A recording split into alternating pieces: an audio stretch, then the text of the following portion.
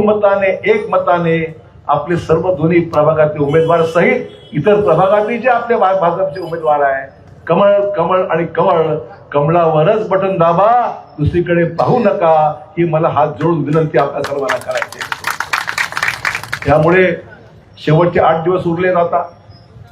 रोज लोक पार्ट्या खाऊ घालतील, याची पार्टी त्याची पार्टी. मी तर म्हणन रोज खा मटन, परंतु कमळावर दाबा बटन. एवढं काम करा.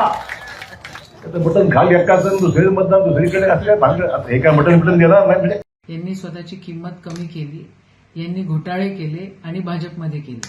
आणि भाजपमध्ये गेल्यानंतर स्वतःच्या वडिलांची प्रतिमा पण त्यांना लक्षात नाही आहे की एक मुख्यमंत्री, एक केंद्रीय मंत्री, त्यांचा मुलगा जो माजी मुख्यमंत्री आहे, तो अशा घाणेरड्या गोष्टी बोलतो आणि या खालच्या पातळीवर जातो, याचं आश्चर्य मला नक्कीच आहे. अशोकराव चव्हाण साहेब ज्यावेळेला काँग्रेसमध्ये होते त्यावेळेला असं अजिबात करत नव्हते. आता पक्ष बदलल्यामुळे त्यांची संस्कृती पण बदललेली आहे आणि नियत बदलली म्हणून पक्ष बदलला असंही म्हणायला काही हरकत नाही. म्हणजे मतदारांची किंमत एका मटणापुरती यांनी केलेली आहे.